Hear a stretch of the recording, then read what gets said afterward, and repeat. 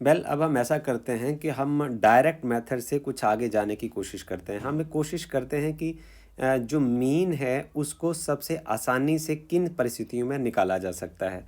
तो हमने पढ़ा कि जो डायरेक्ट मेथड हमारा मीन निकालने का है उसमें हमने ये देखा कि यदि मीन निकालना हो आपने तो आप ऐसा करते हैं summation of F I X I upon sum of all the frequencies. हम कोशिश करते हैं कि यदि ऐसा हो सकता है कि यदि हमारा जो गुणा है हम गुणा करते हैं एफ आई को एक्स आई के साथ गुणा करते हैं तो उसमें आता है आपके पास एफ वन का एक्स वन के साथ गुणा, उसमें जोड़ेंगे एफ टू का एक्स टू के साथ गुणा, फिर उसमें जोड़ेंगे एफ थ्री का एक्स थ्री के साथ गुणा। इस तरीके से आप बहुत लंबा जोड़ करते हैं और गुणा करते हैं। कई बार हमारे सवाल आसान होते हैं पर कई बार ऐसा हो सकता है कि आपका जो डाटा आपको दिया हुआ है उस डाटा में क्या है कि जो एफ़ की जो टर्म है, जो फ्रीक्वेंसी की टर्म मान लो कोई है 13 टाइम्स और जो एक्स की जो टर्म है वो है 4372। यदि आपको इतनी बड़ी बड़ी टर्म्स का गुणा करना पड़े तो आप ये देखेंगे कि आपको ये अपना जो डायरेक्ट मेथड है उसको उससे मीन निकालने में थोड़ी डिफ़िकल्टी आएगी। तो हम कोशिश ये करते हैं कि डायरेक्ट मेथड से को कुछ इजी मेथड डेवलप करने की कोशिश करते हैं। तो ये रहेगा हमारा मेथड। जो नया मेथड हम जिसके बारे में बात करेंगे इसको हम बोलेंगे एज्यूम्ड मीन मेथड। इस मेथड का नाम होगा this method is assumed mean method. It is second method to find the mean of the given data. Okay, इसमें हम एक्चुअली करते क्या हैं, हम देखें कि हमारा फर्स्ट स्टेप ये होगा कि हमारे पास जो गिवन डाटा है एक्स आई की जो वैल्यू दी हुई है उसमें से हम कोई एक एवरेज, एक एज्यूम्ड मीन को हम एज्यूम कर लेते हैं और हम उसको ए से डिनोट कर देते हैं। A represent the assumed mean. फिर हम क्या करते हैं, हमारा मकसद क्या है, आगे जाने का हमारा मकसद क्या है, हमें प्रॉब्लम कहाँ आ रही थी कि जब हम एफ आई को एक्स आई के साथ गुणा करेंगे और ये गुणा बहुत बड़ा आएगा, इसको छोटा करने की ओर हमारा ध्यान है पूरे का पूरा। तो हम क्या करेंगे, देखिए हम सबसे पहले एज्यूम्ड मीन कि लगभग मीन ऐसा होगा ये मान लेंगे। फिर हम फर्दर रिड्यूस करेंगे अपने कैलकुलेशन वर्क को and we may take A to be that X I which lies in the centre of X one X two. जितनी हमारे पास एक्स की वैल्यू है उसके बीच में सेंटर के आसपास जो वैल्यू पड़ेगी उसको हम एज्यूम्ड मीन मान लेंगे। तो जैसे हम एक एग्जांपल लें कि एक्स की, जैसे फॉर एग्जांपल हमारे पास वैल्यूज़ हैं यहाँ टेबल में, देखिए ये एक्स की वैल्यूज़ हैं इस एग्जांपल में 17.5, 32.5, 47.5, 62.5, 77.5, 92.5। इन सब वैल्यूज़ में हम यदि चाहें तो हम 47.5 को एज्यूम्ड मीन मान सकते हैं। आपकी इच्छा हो तो आप 62.5 को एज्यूम्ड मीन मान सकते हैं। ओके, हम लगभग मान लेंगे कि जो मीन है वो इतना इसके आसपास आएगा। ओके, इसके बाद हमारा अगला काम क्या रहेगा, फिर हम एक इसको जो प्रोडक्ट है उसको छोटा करने की कोशिश करेंगे। देखिए next step is to find the difference, D I हम कैलकुलेट करेंगे। ये डिफरेंस किसके बीच में, एज्यूम्ड मीन में और एक्स आई की वैल्यूज़ के बीच में। तो इसको निकालने का तरीका आपके पास होगा d i is equal to x I minus a. तो आपके पास ये वाला पार्ट तो फिक्स है, ये हमने चूज़ कर लिया 47.5। अब हमारे पास x1, x2, x3 की अलग अलग वैल्यूज़ होंगी जिसको आप यहाँ देख सकते हैं। आगे हमने बुक में सॉल्व किया है कि हम अब निकालने की कोशिश करते हैं। ये है कि 10 से लेके 25 के बीच के जो क्लास इंटरवल है उसमें मार्क्स जो हैं वो 2 बच्चों के हैं। फिर 25 से लेके 40 तक 3 बच्चों के हैं। 40 से लेके 55 तक 7 बच्चों के हैं। 55 से लेके 70 तक 6 बच्चों के हैं। 70 से लेके 85 तक 6 बच्चों के हैं। 85 से लेके 100 तक भी 6 बच्चों के हैं। तो ये रहा टोटल क्लास का जो साइज़ है, क्लास में 30 बच्चे हैं। ओके, हमने सवाल को आसान बनाना है। इससे पहले तक हम क्या कर रहे थे, हम एफ आई को एक्स आई के साथ गुणा कर रहे थे और हम ऐसे निकाल रहे थे कि mean is equal to sum over F I X I over all sum of F I's. Okay, हम सवाल को आसान बनाने की ओर चल रहे हैं।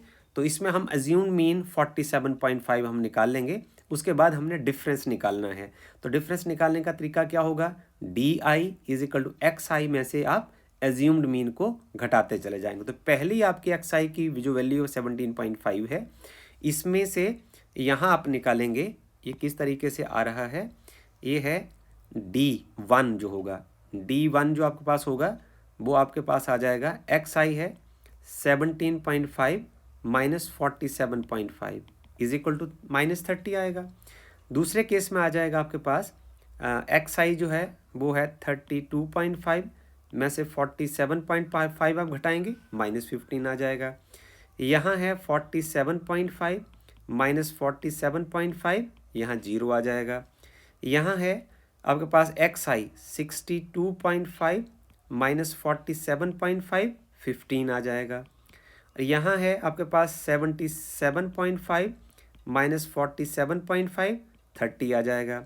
यहाँ आ जाएगा 92.5 माइनस 47.5, 45 आ जाएगा। अब देखिए आपके पास आ गया डी आई।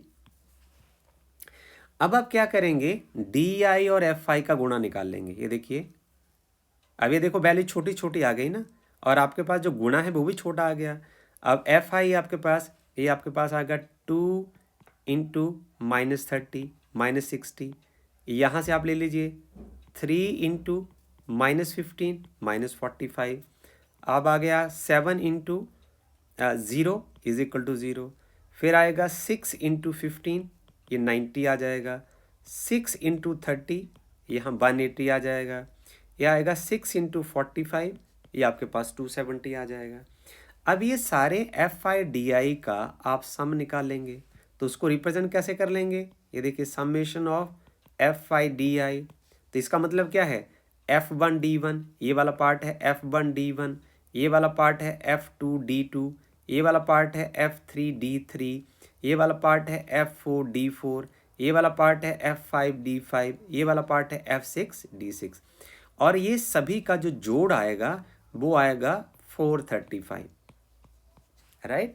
अब यदि आप करें कि एफ आई डी आई को अब आप सभी फ्रीक्वेंसीज के सम के साथ डिवाइड कर देते हैं, तो ये क्या आएगा, डी का एवरेज आ जाएगा। This is the mean deviation कितनी हुई वो निकल जाएगी।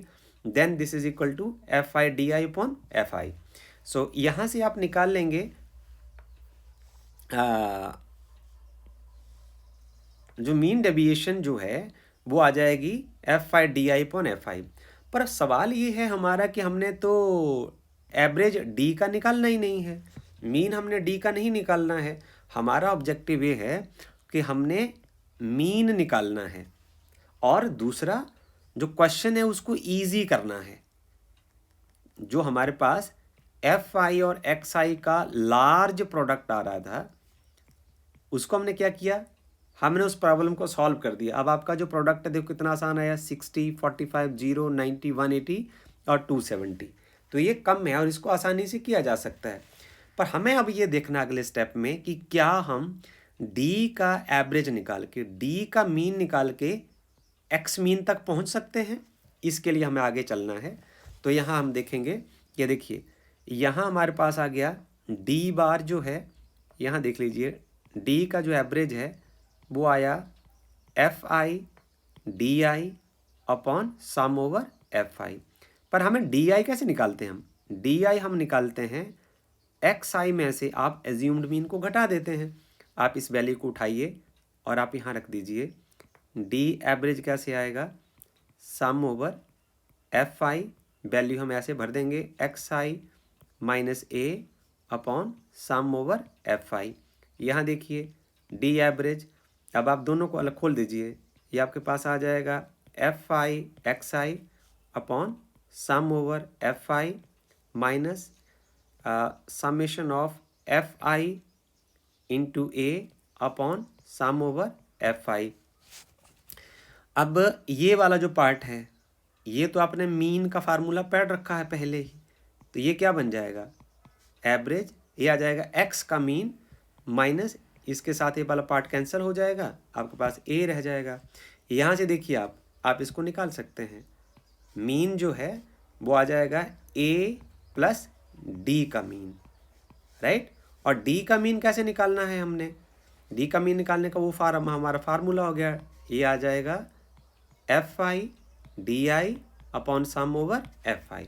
इसको उठाओ यहाँ पुट कर दो, एज्यूम्ड मीन आपने मान रखा है 47.5 और आप देख लीजिए कि सवाल का आंसर अब निकालना कितना आसान हो जाएगा। अब हम यहाँ देखते हैं अगले सवाल के अगले पार्ट में। यहाँ हमारा एज्यूम्ड मीन आ गया 47.5 और FIDI देखो जरा कितना है हमारे पास। FIDI का आंसर आता है 435। ओके, तो ये 435 हम यहाँ सब्स्टिट्यूट कर देंगे और सभी फ्रीक्वेंसीज का जोड़ है वो 30 है।